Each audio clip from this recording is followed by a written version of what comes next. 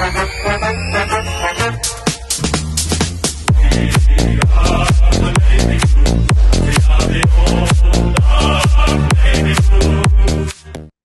one and all, and welcome to another episode of Bangers Chat. My name is Mitch Pattinson, and we're always joined by Ethan Daffy. And tonight, this morning, 12:04 a.m. on a Sunday morning, we are reviewing Carlton v Melbourne. We have just gotten the win. Of course, we went to the game, Daffy boy. I was at work doing the game. Of course, final scores were Melbourne 8 goals, 8. 56 to Carlton, 9 goals, 6, 60 points. 4-point win over the top 2 or top 3 side in the competition. Daff, how the fuck are you? Oh, like I said to you, my body is in a world of, I don't know what, it's all over the place right now. The adrenaline rush, that's why we watch AFL football. We go through heartbreak exactly a year ago, round 22. We're in the same position as last year. Same position, but we had the mental toughness to finish the game and grind it out. Even though there was 2 moments where Nick Newman kicked on his right foot in the middle of the ground to Salem, but we'll forget about that moment for the rest of our lives because I don't know what the fuck he was doing there, but unbelievable. We dominated the first quarter. We had 20 inside 50s in the first quarter. We couldn't convert. It was just one of those games we couldn't convert, and we didn't drop our heads. We didn't go, oh, fuck, we can't get through. We can't get through. We had a mental edge at halftime. We had that 3-point lead. I was like, we need that edge going. We can win this game. And credit to the boys. All those blokes out there, when we were losing, they copped it. But we've got to give them their credit. These last 8 weeks have been unbelievable, and the best football I've seen from this football club in my entire life. I'll put it out there right now. Never seen any better. You can talk about when we came 5th in 2011, blah, blah, blah. But this is the team we've seen grown up since the 2016 season when we started the rebuild. The same group. Not many of those guys have left. We've added pieces, of course. You got your Akers and you got other guys. But most of those guys, that core group, and when that siren went, you could see how much that meant to them. They've been through shit. We've gone through seasons of hurt, and obviously last year, the end of last season, to that mob. We said it in the preview. We owe this team. Shout out to Melbourne. They're a great outfit, and I think they will go far this year. And I think both of us are the most informed teams at the moment. And we 100%. put on a show. Both teams. Yeah. Both credit where credit's due. We played a good, fair game of football. Sometimes, other teams, you try to get a bit up and about and pushy shovey, but it was fair. It was hard hit. And we got through it. We got through it, Pato, with a midfield full of, you got Paddy Dowes, you got Georgie Hewitt, who was, in and out of the team at the start of the year, and he's made his case for why he's so good. He is so good, and credit to the defenders, credit to the forwards. They battled hard all game. It was just battling. You had to just battle harder, and we did. We battled just harder than they did, and they battled real hard. I think it was 90-something tackles to 80-something tackles in the game. Unbelievable game of footy, and like you say here, we are a fucking premiership contender. And I said 8 weeks ago, Pato, we copped 8. We copped 8. Baggers at the bye. We were up and about after a Gold Coast win. Yeah. Melbourne at the MCG. Yeah. You, Pato. I think overall, because it was just a fantastic night in sport. Just not even. So we have to touch on, of course, the Aussies are through to the semi-finals of the World Cup. Pretty insane.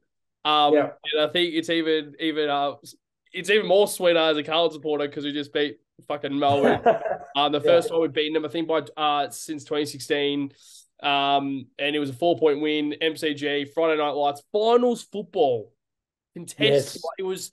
It was very wet. It was very slippery. It was a very contested game. But that just shows the good sides defensively. Yes. Both sides, like the outfits were fantastic, and you could show, you could see that in the first half, how low scoring it was. And as soon as the team started to realize that they needed to score more and actually attack them, and it's not like either team were really not attacking. It was just more because the defenses were absolutely insane. Pressure was yeah. Oh, the pressure in that last quarter, the pressure. I reckon they're on the TV the best kind of pressure, I guess, moments in the whole game was the first 5 minutes of that fourth quarter, and it was from Carlton, and it was guys like Blake Acres going in, it was guys like Lockie Fogarty going in, it was guys like David Cunningham going in. Every single player was hunting for that football like it was a pot of gold. It was genuinely, it was the only thing in that moment in their minds. That was the only thing that mattered in that point in time. They all wanted to actually win for themselves, but also win for their club, win for the supporters, win for the history of just, I guess, AFL in general. Yep. And I'm going to say this right now. I mean, I know we're not 100% lock, but we are playing finals in 2023. We are playing finals football, and we are finally back. It's been 10 years since we last played. Our last play in the finals, of course, it was 2013. The last time we made finals, a bit. We probably shouldn't have made it, but we still made it. And of course, just initial thoughts, just very quickly. So 8 in a row, 8 wins in a row, and we spoke about it. I mean, as we said before, I think the baggers at the bye. That episode, we were very. I think we were so optimistic just because. Actually one of that was the first time we've seen a win in 6 weeks. And now we're 8 in a row. And as I wrote there, I think we are a premiership contender. We are actually a premiership contender. And I know that I was keeping in contact with my mate throughout the game, and he's a Richmond supporter.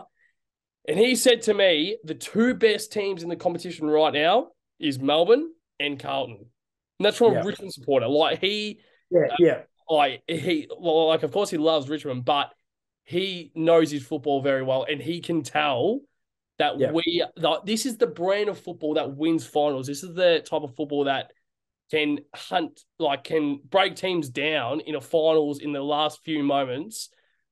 It's just unbelievable. But initial thoughts from your end, Daff. I know you were at the game, so I know that you will be a little bit more in depth with your initial thoughts. But if you were to put one thing out of tonight that you walked out of that MCG with all the baggers around, what was the one thing that you walked out of that MCG thinking? Obviously proud, but the proud of the way they went about it. It wasn't skill. Skill didn't win us the game tonight.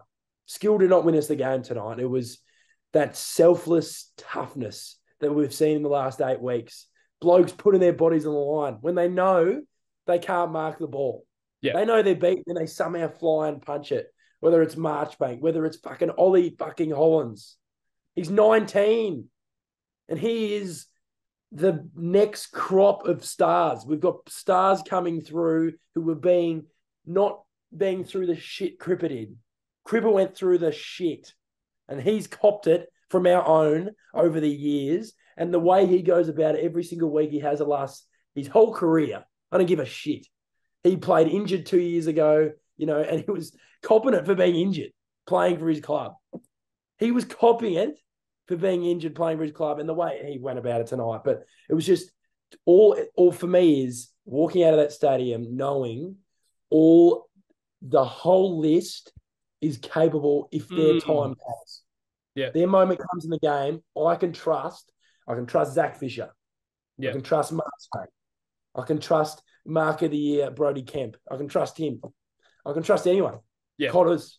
Yeah. I can trust Motlop. I can trust Jack Martin. Fucking Fogarty. Fogarty tonight, he was superb. But he does the selfless fucking shit. We've been crying out for years. We've had the talent. People go, their list is no good. Their list is no good, blah, blah, blah. We know our list is good, right? That's why we talk ourselves up every season because we know the talent is there. It's more about the other stuff. That's what premiership teams have. Melbourne did it. They turned the corner a few years ago. They had a great list for so long with all those stars they have now. Yeah. They have had them for ages. Brayshaw, Tracker, gone, right? Yeah. All those, but it had that moment where what we're having right now is just undescribable. It is undescribable. We were worrying about not making finals and worrying about other results. You can shove the other results up their ass because we are determining. We're writing our own story here, Pato. We're not worried about other teams. We don't need to rely on results and fall over the line like an Essendon. Don't have to fall over the line like the Saints. We are a good football team, and we're a game and a half of fucking third. We're a game and a half of third. Yeah. When you look at it like that, that is unbelievable to actually think of it as like literally round 14, we beat Gold Coast. We were 15th. Yes. 15th on the ladder. Like, there's people that are saying it's very much a Western Bulldogs sort of run towards the finals. No, it's fucking not. No, it's not. It's better than that. Name. I mean, other than Sydney, but even Sydney, they started their winning streak in round 6, round 7. Round 14, we were better than West Coast, North Melbourne, and Hawthorn. They were the 3 teams, and they are the shit teams of the competition. And we were the next one, and we were thinking we are going through this again. Like, we are going through a failed rebuild again. And you mentioned then about Cunners. Well, I mean, you mentioned there about Fogarty, but the one other person that I'll add is David Cunningham. The 2 guys, all right, the 2 guys that we brought in Gold Coast that week was David Cunningham and Lockie Fogarty for something different. We brought them in. We were more like, just see how they go. Pretty much Lockie Fogarty is pretty much playing for his life. He's probably not going to be there for a few weeks. He's going to be probably dropped in a few weeks. Just let's see how he goes. He is a lock in our best 22 by an absolute country mile. And no one will change my mind. I don't care if everyone's fit. I don't care if everyone's fit. He's in. He is in. Same as Cunningham. Same as Kemp. Same as Motlop. Motlop didn't kick any goals tonight. I don't give a shit. Because he does stuff, selfless shit that no one else used to do 10 weeks ago. Yes. He did it. But there was something, and I said it a couple of weeks ago about what was said. Michael Voss in that quarter time spray against Gold Coast. What was said? Because I need to know. Because I think the whole competition needs to know. Because obviously what was said was season changing. And we can dare to dream, of course, but it's not even dreaming now, because now we're in contention where the media is saying this team is actually like, we've beaten 3 out of the top 4 teams in the competition, and we're now actually beating these teams for one, but we're playing the type of football where it is a test. And we are tested. Tonight we were tested. Like, we didn't blow Port Adelaide out of the water. It was Melbourne again. Where pretty much when they win games, it was those last 2 minutes. When they win those games, games. We didn't let them win the game. Well, of course, a bit of luck went our way, but it was still a touch. It was still a touch. Like the Melbourne supporters were probably complaining, saying, "Nah, you only won because of that." But it was touch. But it was touch. It was touch. Yeah. So at the end of the day, it was touch. It was an umpire's call. Controversial. I'm not even going to talk about it. There's nothing you can do. We would have been pissed off in that position as well. I completely understand where they're coming from, but it's like we had 4 quarters of footy to decide the game of footy. Yeah, didn't we? And there was still 40 seconds on the clock. Anything could have happened. So, and I reckon that's one thing that even at that point in time, anyone could have won, and that's why a good finals type game is why it's great for television as well. Like, imagine being a neutral supporter and watching that. Like, as I said, I think it's pretty unbelievable the sport as a whole tonight, Australian sport. What I guess a night for mutual viewers for all sports. But we'll now move into, I guess, the defense, midfield, ruck, and forwards. We'll kind of touch on a lot of probably as many players as we possibly can. We know that we can't really go through the whole team, but I'm sure we will find a way to get through them all. But I need to start off, and I've written down Brownlow Nick Newman, but I think it's going to be Brownlow Nick Newman. But I think it is all Australian Nick Newman, and it's a serious conversation because we're not taking the piss. And it's credit to him. Of course, he's playing the best football of his life. And it's credit to Michael Voss giving him the opportunity of the Sam Doherty role. But now that he's playing in that role, he is dominating he's dominating. And he's also locking down his opposition as well. Yes. Also Adam Saad, 25 touches. First time I've seen him get that many touches in a very long time. So that was also good for him to see. But one more thing, and we are going to touch on Jacob Wiedering because, of course, he had a great game as well, but we always touch on him. The other guy is the hero of Carlton v Melbourne, Daff. Let's just say his fingernail will be remembered for the rest of our life, and also his knee will also be remembered for the rest of our lives. Caleb Marchbank, unbelievable. But those three, Daff, and of course the whole defensive structure, the whole defensive lineup, whatever you want to call it, what were your fucking thoughts? He just dropped the F-bomb. Bang. No, seriously. It's our defense this year. There's nothing more you can ask, is there? There's nothing more you can ask of this defense. It was just the other end of the ground. We couldn't do anything. Now we can do it on that end. We kept a team who's premiership contending to 56.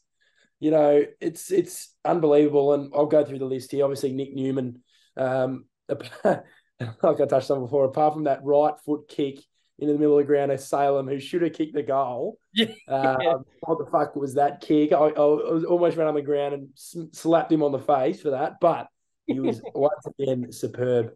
People go, oh, who the fuck is that? You're talking about us Australian. The form he's been in all year. We're not talking about the last fucking 5 weeks or 8 weeks. He's been great since the start of the year. 100%. He was locking down Toby Greens, and he locked Toby Green to like 2 touches or 3 touches or something in that Giants game where we won. He's been superb, and his ball use, man, is just, he finds options you don't think are on. And that's what opens up the ground. And we've been asking for weeks and weeks when we were losing. We were trying and we just weren't clicking at the time, but now it's clicking. They're all on the same page. They knew he's going to try and bite off a kick, that it's going to be risky, and they know it's going to work. And Adam Saad, I remember Essendon fans 2 years ago saying, oh, he's no good. He can't defend. He can't defend. Give me a spell. Well, they're talking about Nick Hine being his fucking replacement. Hey, you're having a laugh. Nicky Hine. There was one moment in the third, or it might have been the last quarter, I think. Last quarter or the second quarter, Saad's in the middle of the ground. I can see Saad. His opponent's on the wing, 40 metres on his own. Ball goes to his opponent. Saad sprints across the ground and makes it. He can literally give his opponent space, teasing distance, so he can block the other end, block the middle of the ground, while also being able to defend his opponent. It is a massive asset to have in your team to be able to block 2 different options, because his pace is off the charts. And obviously, Caleb Marchbank, the hero, whether it was touched or not, he's the hero officially. But that was a nerve-wracking final 40 seconds. I was like, oh, no, it had to be Petrarca. When he took the mark, I was like, fuck me. Because I knew he'd be the type of guy to take the moment by the scruff of the neck and kick the goal, which obviously he's the champion of the game. So, and, you know, Wiedering, again, he was taking on Gawn, he was taking on Grundy, he was taking on Van Rooyen, he was taking on any forward, anyone who wanted to drift forward, he was there. And he's just, we know what he brings, Pato. We're both on the same page with him. We expect that from him every week, which is unbelievable. Brody Kemp taking a ripper mark in the last quarter, which people won't talk about, but it was a good mark, that one. And Chincotta,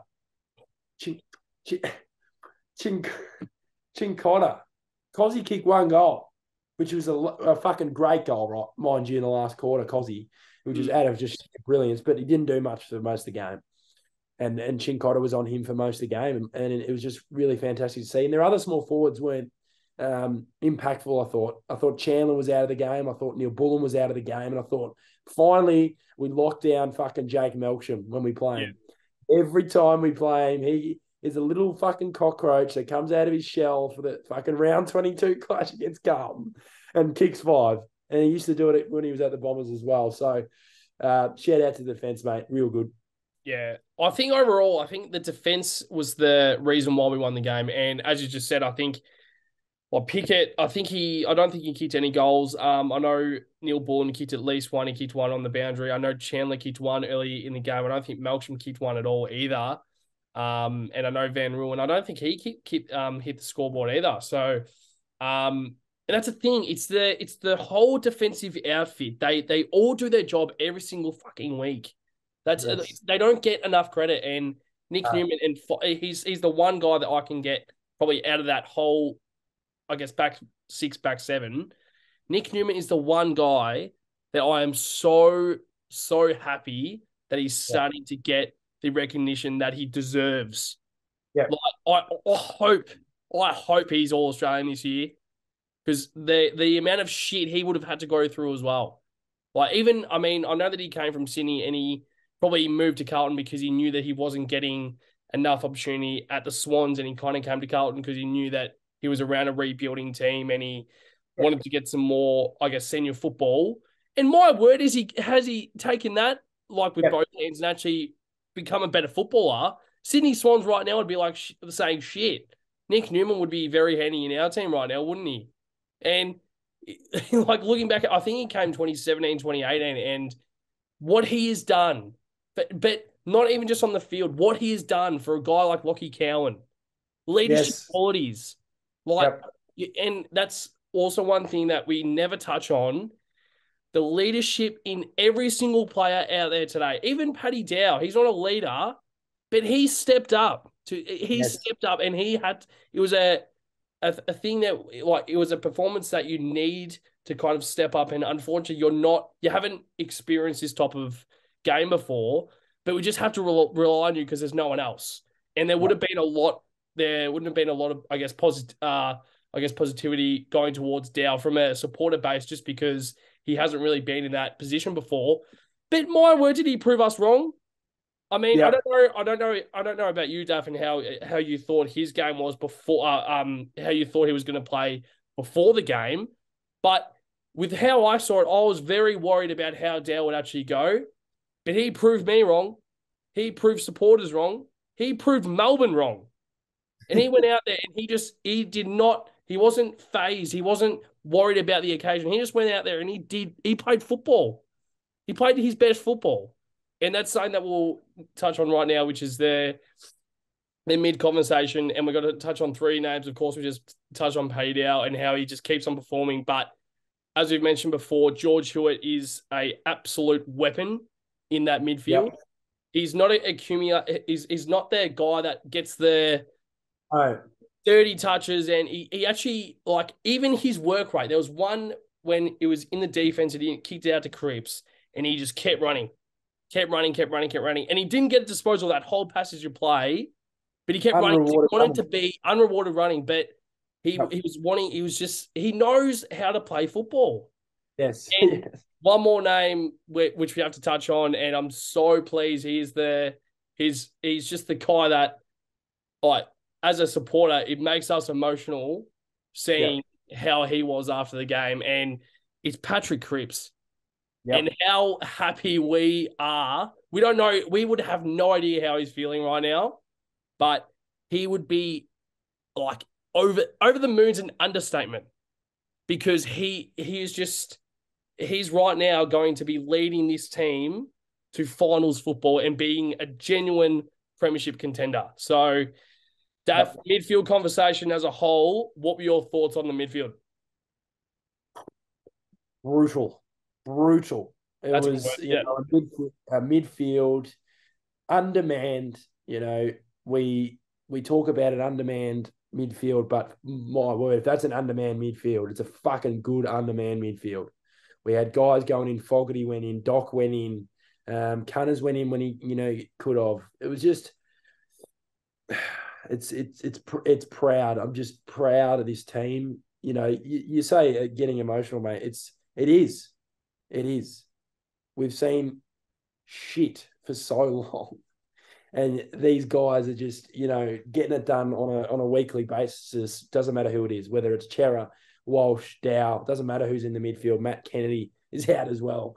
But yeah, with these three names, George Hewitt, obviously last year he proved to us why he was such a good pickup.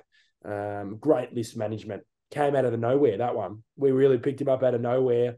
Obviously, he wanted to get a move done and probably just change teams and, get something going, maybe have some midfield time and on a team that's up and coming. And by word, like last year was great, but geez, that performance tonight was probably his best for Carlton. Best in terms of just grittiness and importance. He needed to have that game. If he didn't have that game, I'm not sure how good we would have been in that midfield. No. Cripper. That lace out pass to Charlie in the last quarter. Fucking hell. And then, he kicked his goal as well, which he really deserved. And he was fighting for balls like he does. He's a bull. He's a human bull, isn't he? He's a captain we've cried out for years at this football club. We've had other captains and he's the one. I think he's got top 5 now for most captain games at Carlton. So obviously he'll keep on being captain for his whole career, I'd imagine. So he's the man. He is the man, leading his team and seeing that reaction he had, like you said, post game on that siren when he's jumping around and his head almost explodes of celebration. You know how much that means. It's that extra meaning. There's wins, obviously. Wins are great, but that was a win it was not meant for us. No. It just you just felt that it was not going to be us. And Paddy Dow, we can just shut up about Paddy Dow. I'm sick of the slander now. Stops the slander. His last quarter is fantastic, and his game was fantastic. Like he said, level-headed. Like he's been playing every game for the whole year. He hasn't. And he's worked his ass off, kept his head up in the VFL, which has put him in good stead for him coming in. I'd imagine a lot of AFL players on the fringe playing VFL, heads down, confidence down. He's training every day with these blokes and playing twos. And then he gets his opportunity and says, fuck you all. He says, fuck you all. Why isn't he deserving of the best 22 right now? Why not? Kennedy's out. If Chera and Walsh come in, why can't Dow play? Why can't he play? Why can't, you know what I mean? People rule out guys too quickly, and myself included, and all of us. We rule out guys too. He's got the talent. He's a pick 3. Ratto, we're talking here. Pick 3s aren't just, shitters. So midfield, fantastic. It's really well explained, I guess, about Paddy Dow and the amount of shit he would have had to go through this year as well. We know how much he loves his club. We every single week he would have had to show up at training every single day, almost showing up at training, knowing that he's playing VFL this week because he's got a chance to play on the weekend in seniors football. And as soon as he's gotten this chance, there's something in me that he's going to stay at Carlton next year. And we said it last episode. There's just something with Paddy Dow that he is going to choose the club, success, and I guess just friendship and mateship over opportunity. And who knows, all that together, all those 4 ingredients together might actually make up some sort of success and opportunity as well. And seriously, and we're seeing it right now. I don't know what the I guess the solution is when Chera, Walsh, Kennedy are all fit. What are we going to do with Dow? Because right now, you cannot drop him. You cannot drop Paddy Dow. And you got a guy like Adam Chera who will be their best and fairest this year. You got a guy like Sam Walsh who is a star in the making. You got a guy like Matt Kennedy who is, we all know how great Matt Kennedy is. Those 3 together, you'd almost think that they're absolute locks in our best 22. Not when Paddy Dow is playing this good. Not when Paddy Dow is playing this great football. And you mentioned there about his last quarter, how important that was. He almost won us the game. Won us the game. You know why? Because he was out there wanting to win that game of football. Every single player, of course, every single 22, 23 players out there wanted to win, but you could see the intent and the care and the hunger from Paddy Dow. And it's every player out there, but Paddy Dow in particular, he's gone through so much shit, us included. I mean, more me. And and champions come through this speculation of all that and come out the other side. Only champions can do that. And Paddy Dow is, it's quite insane.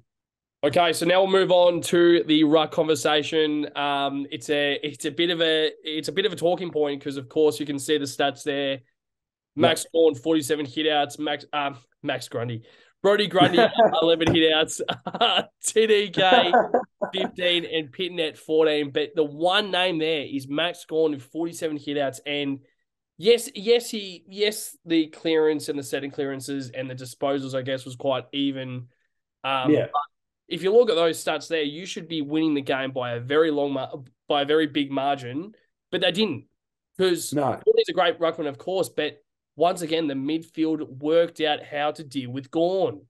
And it was where TDK and Pitnet were very underrated tonight because, yes, they had 15 and 14 hitouts, but they worked out how to actually play with Gawn. And Gawn still had a good game, but they sorted out how to limit, limit Gawn's impact. And it was, you knew he was going to get these stats, but wanted to just make sure that the stats and the impact was very limited. But overall, Daff, right conversation, Gawn, Grundy v TDK Pitnet. We didn't think Grundy would come back in, but he did. What were your thoughts in the end? Grundy, did he come back in? Did he play?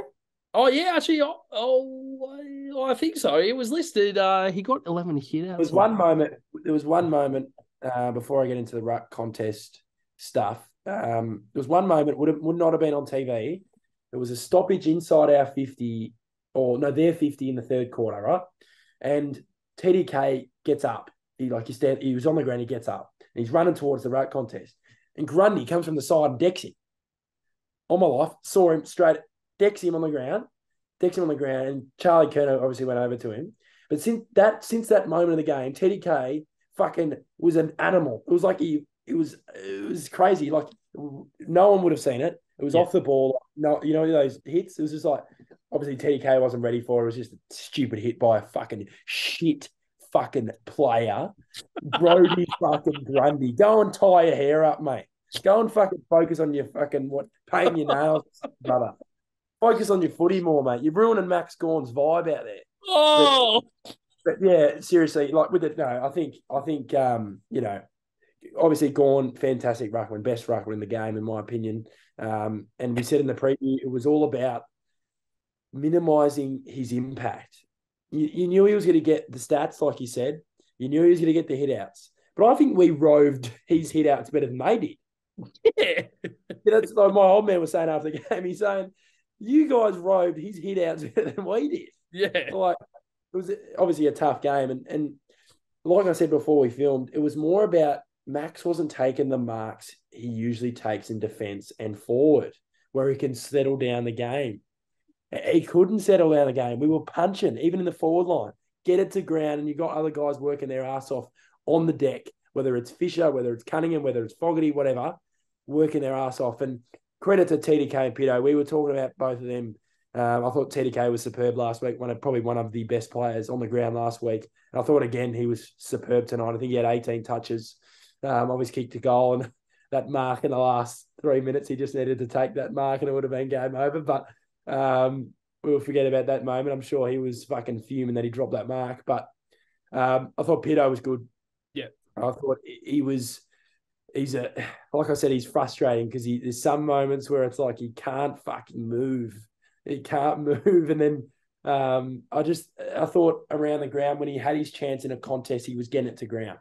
That's all I ask with Max. You just don't let him mark it. I watch a lot of Melbourne football because of the old fella. I go with him a lot. I just know Max's impact on a game is bigger than any of their players. Well, they got some superstars, and his impact, like that Richmond game, he had 15 touches in the last quarter and won on the game. He won on the game.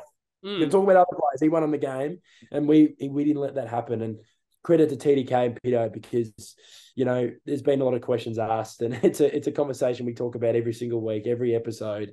We think about it every day of our lives. Should they both be playing in the fucking ruck? And tonight they showed why they are working well together. Yeah. And that's the thing. I after that performance, Pitnet stays in. And even if Silvani's fit, and even if Silvani comes back in as that second ruck, Pitnet stays in for mine. And it really, even prior to even last episode, it was a talking point about as soon as Silvani's back in, Pitnet's not in for mine. But if he performs this way, and speak there about how he wasn't really moving too well, I don't think, yes, of course he wasn't moving too well, because that's why I think TDK's there.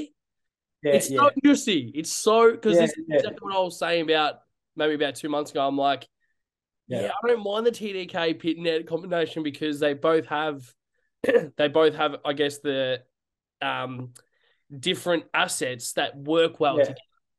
But then you see them not work as well, and I'm like, oh no, exactly, So tonight, and that's the thing, I still think Silvani comes in for Pitnet when he's fit as that second ruck. But if I see TDK and Pitnet play again together, I'm happy with that. I'm happy. 100%. So, but it's just we spoke about this like 3 years ago when we first started, and we were saying like what a great problem it was to have like players come back in and like actually have, as soon as this player is fit, he pretty much takes over this player who's in form. But now there's conversation where, does he come in? Because I don't think this guy's playing shit enough to actually come back out of the side. No. So, and right now we have pretty much all players tonight, even Ed Curnow to a stretch as well. Yeah. Like he came on and he did his role.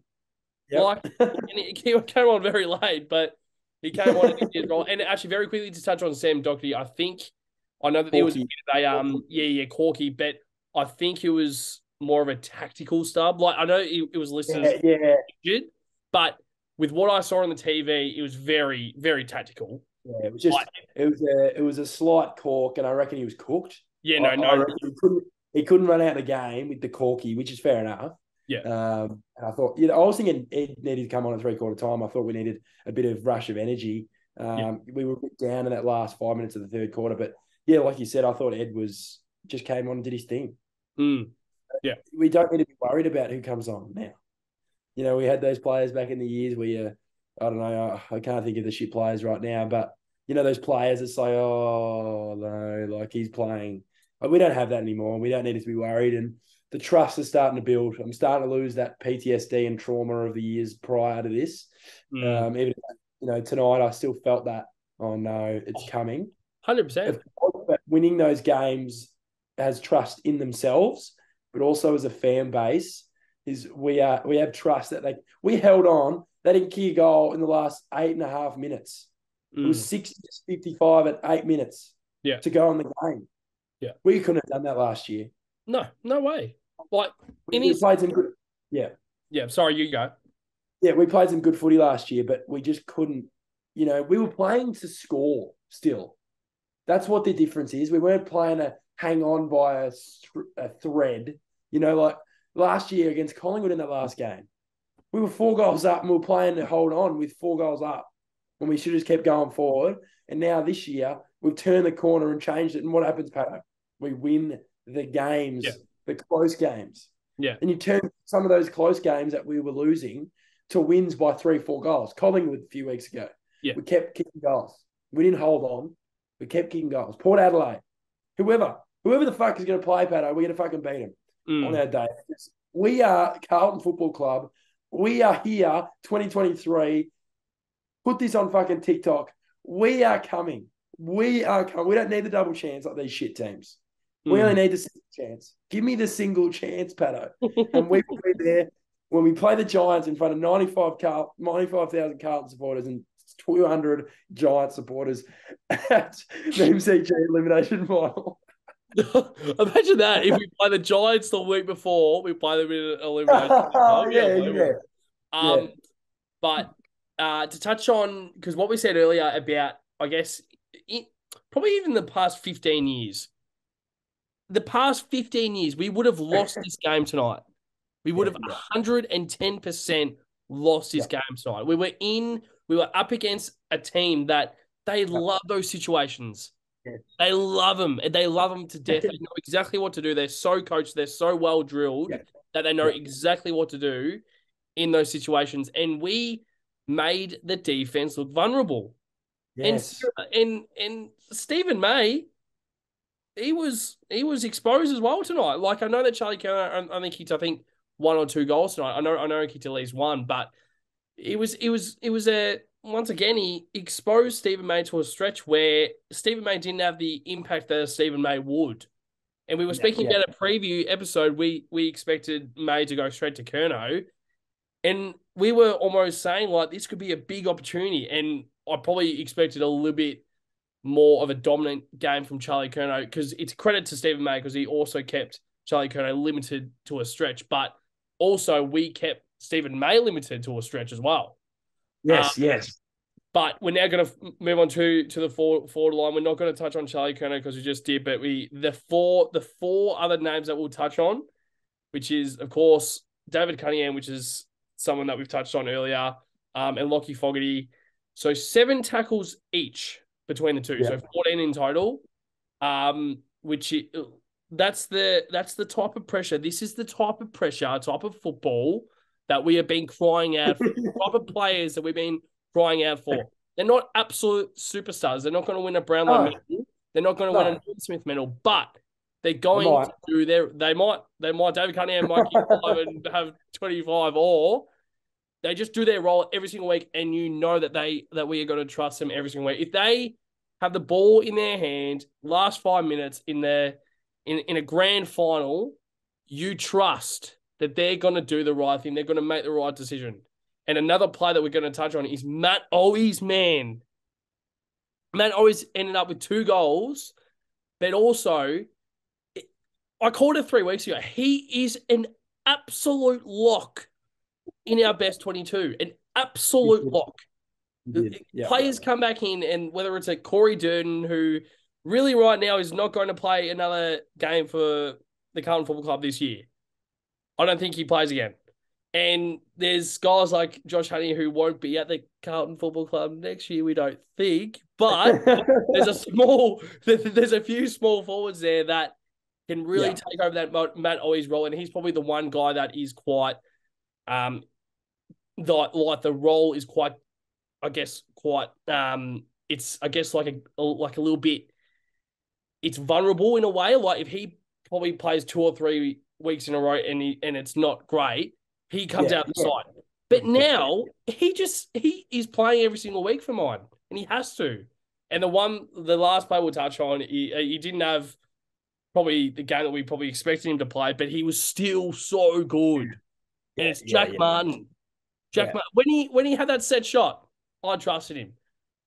Like, the camera angle was right behind him, and it just went straight. It went through the middle. Yeah. Oh, mate, it was unbelievable. But forward line as a whole, Daff, what were your thoughts?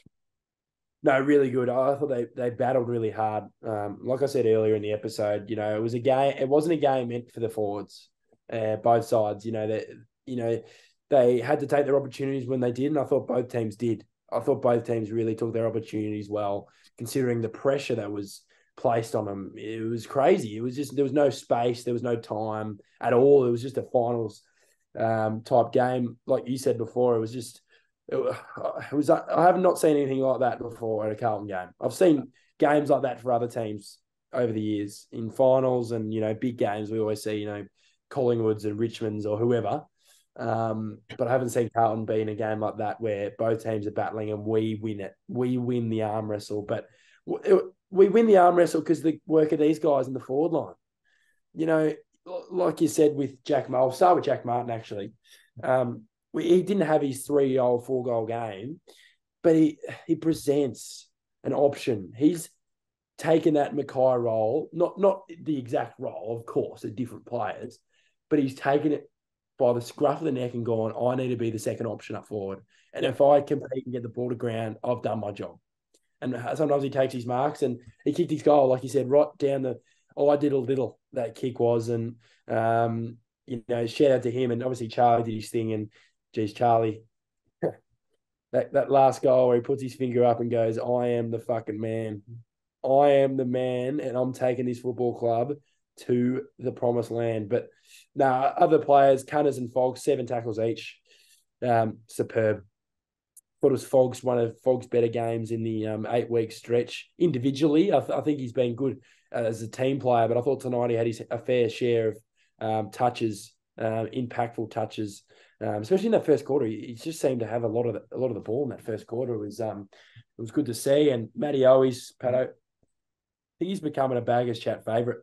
Oh yeah, he's we talk about his discipline and his endeavour, and he's, for a guy who gets the most out of himself. He's not a world star fucking all-Australian forward, but he knows he needs to be in a certain spot at a certain time and kick the fucking goal. And that goal in the last quarter, that sets up the last quarter. 100%. In years past, whoever it was would miss that, it'd hit the posts, and we'd just go, oh, fuck. And then at the end of the game, you lose the game, and you go, if only fucking Jono kicked that goal, we'd be on. But he kicks that goal and we're on. And he cops a lot of shit for his celebrations. I'm not sure why. I don't know why he cops it when he loves his football team. And people want to see passion in the game and a bit of grunt and a bit of cut about him, a bit of C word about him, in the sense of, what are we here for, Pato? We're not here to be nice. No. We're not here to be, kick the goal. He kicked a goal in front of 75,000 MCG. If I kicked a goal in front of 75,000 MCG, I'd be all over the place like a madman, right? And he's gets around, he gets a team up and about like Charlie has over the last few years. And it's good to see other guys buying into that mentality of do it for the crest, do it for the people in the fucking stand, do it for yourself. Do it for yourself. In my opinion, I think that's the most important part. People say the supporters are the most important part, but I feel like as an individual, the fulfillment when you succeed and you get what, they work hard during the week. Imagine all week, they're looking at the film of Melbourne, how to stop Melbourne, and they go on and win the game. Imagine Monday. Come Monday, you're feeling fucking good about yourself. Oh, yeah. In the park. Yeah. And the vibe around the club right now must be top notch. Yeah. Yeah, like I think individual success is obviously something that you don't want to look like you're very self-centered, but individual success is why we succeed in life. Like everything we do, everything we want to try and get to is for our own self, I guess, benefit. We want to try and get there because we want to try and be proud of ourselves. And that's one thing with Matt Owies, and this is why we can both relate so much to Matt Owies, is he's a supporter out there. If he kicks a goal, he celebrates the way that we do, and we can relate to him. And I don't know if it is Matt Owies or not, but I'm pretty sure he was a Carlton supporter when he was younger. I'm quite certain, and I don't know that for sure. I might be wrong. Don't fact check me, but I think I'm pretty sure Matt Owies was a Carlton when he was younger. He is now and forever. He's 100%. Now a Carlton man. He's a Category B fucking rookie. I just searched that up to make sure. He was a Category B rookie. 98% of Category B rookies are ended up playing for fucking Waverley Blues in a few years. Yeah. This guy worked his ass off. He was a college basketballer. Yeah. Played in Hawaii or wherever he was playing at a high level. Played for Australia at one point. Put the boots away thinking he was going to play basketball. Carlton gave him the opportunity, and we didn't even think much of him when he was the Category B rookie. We just thought, right, he's playing all right in the twos, good on him. We'll see how he goes. And he's just developed and got the most out of himself once again. And that makes me feel good when I know he deserves that. He deserves his moment in the spotlight. People outside the league will be talking about Cripps, they'll be talking about Kerno, they'll be talking about players like that. We talk about players like that. Yeah. You win flags, you look at every premiership team that have those players. You go, how the fuck has he won a premiership? His part of the premiership is even more important than the superstars. Because when your bottom half of your team, bottom 6 players lift 5-10%, that's when you win games. And tonight we lifted 5-10%. In the last 8 weeks they have. The last 8 weeks they have. And we just got to get around them because we are a force to be reckoned with right now. And that's like, this is something that we've been crying out for 3 years, 4 years, where there's been so much talk about the Carlton list having 10 players on their list in the AFL. But the bottom 10 players on the list is the worst in the AFL. Now, we've evened that out. Of course, the top 10 is still absolute star power, but the bottom 10 now is great players. Great player, but they're role players, Daff. Like, that's every single week they perform and they know what they need to do every single week, and they're clear. They spend every single minute through the week to make sure that they're match ready for that game, because they're clear in their mind that they know what to do. As soon as they cross that white line, they know what they're going to do. And then that's when they can just enjoy the moment rather than worrying about what they're going to do. You know what you're going to do because you've been training for it for years, mate. As soon as you cross over that white line, you enjoy that moment. And every single player out there is enjoying their moments. And you can see guys like Paddy Cripps, you can see guys, every single player out there, they all have their moments. Zach Fisher, even at the end, just that photo that AFL posted is just everyone in a, like, Cripps is almost in tears, you can see. Like, it's stuff like that where you can't write a script for that. And at the end of the day, it's the connection with the club. And there was one post that I saw, and it was character. It was a test of character. It was a test of our endeavor. And my word, did we get through that? And we just matched it. And we have now lived up to the expectation. We've finally lived up to the hype. We have finally lived up to every single spotlight is on us this week. And we lived up to it. Yeah. It's so pleasing that now we can finally, like, 2019, 2018, we had like us, and we were like 17, 18. And we were like looking back at that, being like, we are not going to see a premiership in our lifetime. And now we're here, we're like, it's pretty insane. And I'm just so excited for like finals content. Because it's going to be, I can't wait. Well, I mean, hopefully we make it. But but it's just now like the finals content and the finals feeling, it's going to be insane. But for our last segment of the episode, Daff, best on ground. There's so many players that you can name. You can pretty much name all 23 players, Ed Kerno as well. But best on ground, who would you say? Yeah, like you said, a lot of players. You can look through the whole fucking list. Even players who weren't playing, they were probably still best on ground. But no, for me, I think it's George Hewitt. You know when you're watching a game and you don't look at the stats, and you know this guy's having a massive impact on the game, and he really did, and really stepped up to the occasion. And he's such a level head. He's a level head that's perfect for finals. I think, those players that he's unfazed. Like, it was a minute to go in the game, and he's jogging around like he's in the middle of the Icon Park at training on a Tuesday afternoon. That's what I love about him. And after the game, he's walking, everyone's off their head. Obviously, he's loving it. Obviously, he's happy, but he's walking off the ground like he's just completed a workout and nothing's happened. Like, he's just so unfazed. You know what I mean? Like, probably he's gone back home with his wife and his obviously little boy. And, he's gone, not a bad arvo, not a bad night. Just doesn't think. That's how he plays his footy, though. He doesn't have his social media. He doesn't have whatever, because he's like that. That's just what he is. His personality comes out in his football. He does his thing. Yeah. He does his thing. He doesn't push around. He doesn't get over the top, celebrate, and doesn't, get up himself, because he knows he's got a job to do. And he's getting, shout out to George. He's start of the year, well, obviously probably just in that losing bracket when he wasn't playing. We were talking about, why is he not in? What's going on there? Like, I know they've sorted out the midfield mix when we started to win games, and he wasn't in there at the start. And obviously he's come in there. I think he was initially the sub in that Freo game. And since then, since the Kennedy injury, he's stepped up in their role fucking superbly, Pato. And I'd love to hear who your best on ground was. Yeah, well, there's a few names. I'm going to say Hewitt, Newman, Cripps, Kerno. There's so many names, but you talk there about impact. Yeah.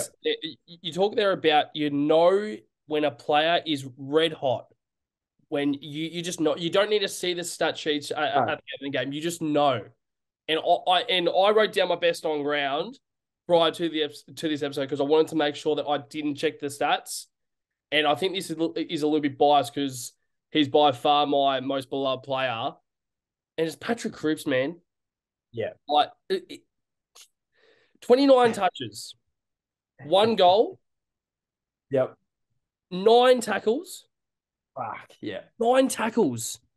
And people say that he doesn't give effort.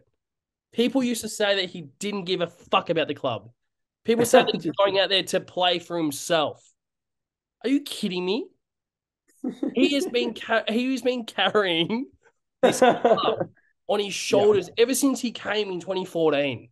Ever since he had his first season, everyone was saying this number 16 Paddy Cripps in 2014 is going to be a good player. He then changed to number 9 in 2015. Everyone was like, this guy's going to be a beast. Yep. And he has carried the club 2015 ever since when Judd went down. This guy's going to be the next player. This guy needs to step up. 2017, he became captain, I think, with Sam Doherty. 2017 was when he was the youngest captain that we've seen in, I know, recent times. Yeah. He had to step up, and he had to pretty much somehow find maturity in himself. I know that he was already mature, but he had to be the captain of the football club. And that was also when Sam Doherty went down with an ACL injury. So he had to be the sole captain on his own in front of guys like Mark Murphy, who's been going through the club. And he's been past captain. He doesn't get enough credit. And I know that he's a Brownlow medalist. I know he is talked about all the time in the media. He still doesn't get enough credit for how much work he does. And like, the stats don't lie. He had a great game, and I would expect him to maybe get some Brownlow votes. But at the end of the day, it doesn't matter. Doesn't matter. It's the leadership that he has. And we were questioning his leadership in 2021. Is this guy the right leader? 2022, he won the fucking Brownlow. He was the best player in the competition. And it's just I don't know what to say. And we're so rattled because we don't know how to act in this position. We don't know how to act. Seriously. And it's just so pleasing that all these players, like the players that we've used to watch ever since that we were young, like as soon as we've seen these guys come up through the years, Paddy Cripps, Charlie Curnow, Harry Mackay, all these guys growing up, Jacob Wiedering, and we were like, these guys are going to be future stars of the club. And now they're there. It's pretty insane. But to wrap up the episode, Daffy boy, it's been a little bit longer than usual, but I think it's probably, I guess warranted in a way. But to wrap up the episode, Daff, what else have you got to say? No, just really, really good performance. Another good performance. This is 8 weeks of really, really good performances. And I think the last 2 weeks have really shown our character. Down at halftime last week, a little bit off our game, turned it around, ended up winning by 20 points. Won a different type of game today, not under the roof at the MCG. It was, obviously the weather, it held up a little bit better than I thought it was going to. Luckily, I think that helped the game in a sense, but we knew it was going to be tough from the outset. We had 20 inside 50s and we couldn't kick a goal, but it was more about just battling that territory battle, that fight, getting there first. Credit to the boys, and I hope they're enjoying a couple bevies tonight. Yeah. I reckon this is the 1 week where we're hoping that they're getting absolutely smashed. Well, not too smashed, not hungover the next day, but we don't even care because I reckon they are well and truly. They deserve every single thing that they've gotten this year with the 8 wins in a row. They fucking deserve it. Every single one. Doesn't matter if you're the best player or the worst player on the list. They're all equal. They're all a collective. They're all a team. They're all teammates. They're like a family, genuinely. So, it's so pleasing, and I can't wait to look back on episodes throughout the year. And of course, when we release the documentary at the end of the year, going through that where we were on a high, you were doing episodes on your own when I was in America, then a low. We were like, oh no, and then we're on a high.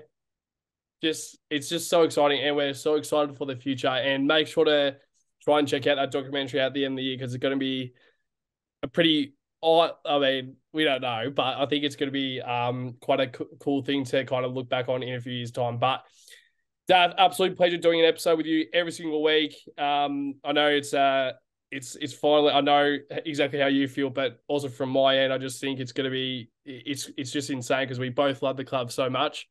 Like, we think about it every single bloody minute of the day, and we hate it, but we also love it. But yeah, make sure to all the viewers and listeners out there, make sure to like and subscribe on all of our channels and platforms we're on, whether it's the social media platforms, whether it's the podcast platforms, whether it's the YouTube platforms, whatever you see us on, make sure to try and follow us, because we know that we are only just trying to grow the channel. But with your support, we know that sorry, off you go. Yeah, sorry, I forgot. There's a guy at the game after the siren. Oh, yes. On off our head. I forgot to bring it up. Hopefully you'll watch it, mate. He said he watches it every week. So shout out to him. I forgot. I didn't get your name, unfortunately, mate. You know who you are. You know who you are. He saw me. He tapped me on the shoulder. He went, he watches Baggers Chat every week, blah, blah, blah. So shout out to you, mate. Because we really, it's good to see people getting around it. 100%. Not just for our own satisfaction, but all the podcasts, people getting around it. That's what we're a family here. We're not a divided football club that I feel like we once were, not a divided football club, but I feel like we're just uniting more together. Yeah. And it's good to see that stuff. It's cool. I think it's a cool thing to do. We love doing this stuff every week. We talk footy, before we did the podcast, we were still talking footy off it. But this is what it's an outlet to talk after losses, after wins, to not make yourself go crazy inside, I feel like, a sense. And I feel like listening to these things help as well, because I feel like from a fan's perspective rather than the media's perspective is so much more important. Oh, yeah. It's Glue Abroad, Almost Blues Brothers, all those guys, like, they do a really good job at sharing their, inner workings of the Carlton Football Club in their fans, who are the most important part. And like, even at the games, because even like I mentioned my one as well with that we were on in the year, like a few times that we've actually had people come up to us, and like we encourage that, because everyone needs to remember we're all supporters at the end of the day. And I'm talking about Carlton for fucking 5 hours just straight if I want to now. I don't care if I'm at the G till 3 a.m. I'll be talking about the Baggers all day, every day. And if you see us, please don't hesitate to come up to us. I know that we're not as big yet, but I think if you do recognise us, please just remember that we are normal people. We are just every single other Carlton supporter out there. We just absolutely love the club. But yeah, I mean, like, as you said, I just think it is quite cool how we can always come out to actually speak about our feelings, but also to all the supporters, they can come out and start a podcast as well. Because realistically, we were at uni and we were already good mates, so we were just like, let's start a fucking podcast. And now we're pretty much doing it on a weekly basis, and it's absolutely unbelievable where it's gone from ever since 2021 to now. It's pretty cool to see how far it's grown. But yeah, I mean, like, it's always cool. But yeah, I mean, as I said, to all the subscribers and the viewers out there, make sure to try and share the channel around, try and grow the channel as a whole. But to you, Duffy boy, and to all the blue baggers out there, get the fuck around the Baggers this week. Up the Baggers! Come on. Bang.